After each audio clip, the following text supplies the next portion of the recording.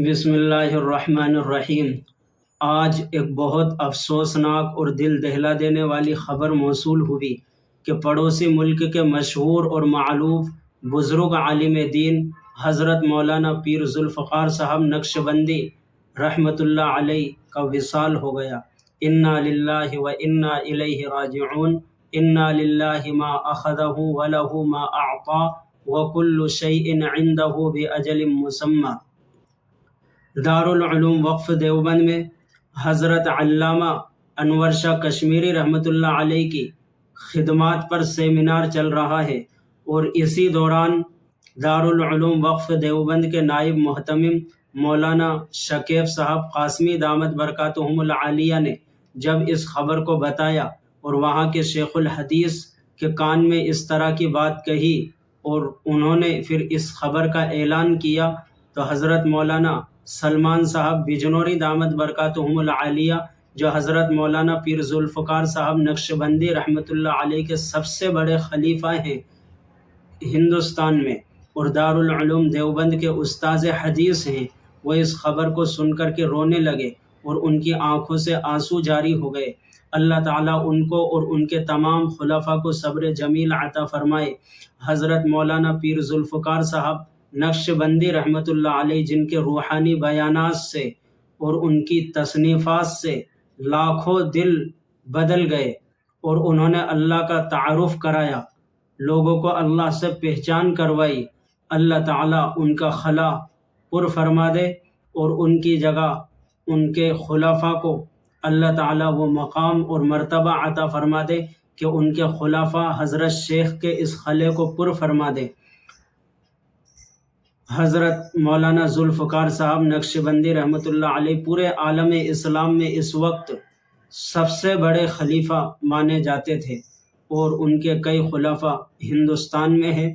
بہرحال ان کی جو مدت اللہ تعالیٰ کے یہاں سے طے تھی، وہ مدت ان کی پوری ہو گئی۔ اب اللہ تعالیٰ ان کے جانشینوں کو، ان کے خلفاء کو ان کے نقش قدم پر چلنے کی توفیق عطا فرمائے۔ دیکھیے، حضرت مولانا سلمان صاحب بجنوری دامت برکاتہم العالیہ اس خبر کو رونے لگے اور دارالعلوم وقف کے شیخ الحدیث نے اس خبر کا اعلان کیا۔ السلام علیکم ورحمۃ اللہ وبرکاتہ۔ کہ حضرت مولانا شاہد صاحب سالم پوری نے کسی موقع پر لکھا کہ شاہ صاحب 4 سال تک مظاہر علوم میں رہے ہیں۔ میری معلومات کے مطابق کہیں کسی سوانح نگار نے، کسی مقالہ نگار نے شاہ صاحب پر گفتگو یا کام کرنے والی کسی شخصیت نے کبھی کہیں یا نہیں لکھا۔ یہاں میں سمجھتا ہوں اس کی بہترین توجہ ہے کہ جس طرح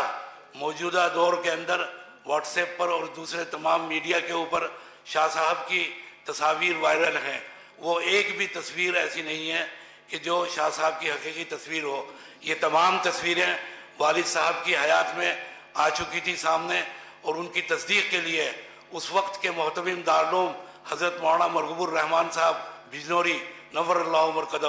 اور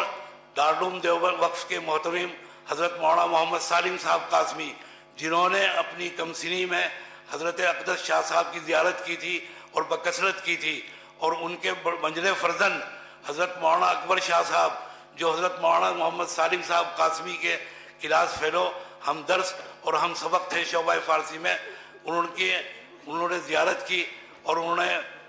تردید کی، فرمایا ان میں سے کوئی بھی تصویر حضرت شاہ صاحب کی نہیں ہے۔ تو موجودہ دور میں جتنی تصاویر ہیں وہ سب کی سب غیر یقینی اور غیر تصدیق شدہ ہیں، اور وہ اس کے اندر ایک شاہ صاحب جو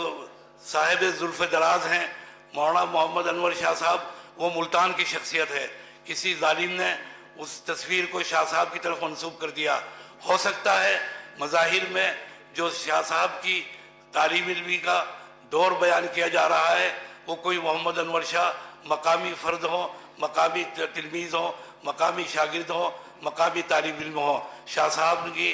وہاں پر کوئی تعلیمی سلسلہ کبھی نہیں رہا، نہ کبھی شاہ صاحب نے بیان فرمایا۔ تیسری بات یہ ہے کہ شاہ صاحب سے منسوب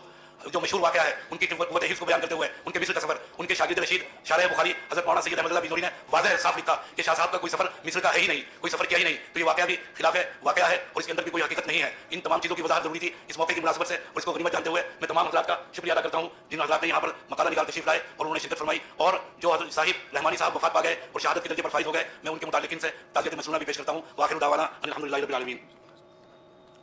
ابھی نائب محتمین صاحب عزیز مولانا شکیب صلی اللہ علیہ وسلم نے بیان کیا انتہائی دلدوز اور نہایت ہی غمناک خبر کہ حضرت پیر ذوالفقار صاحب نقشبندی دامت نور اللہ مرقدہ کی ابھی وفات ہو گئی. انا للہ و انا الیہ راجعون. آپ سب حضرات سے دعائے مغفرت کی درخواست ہے.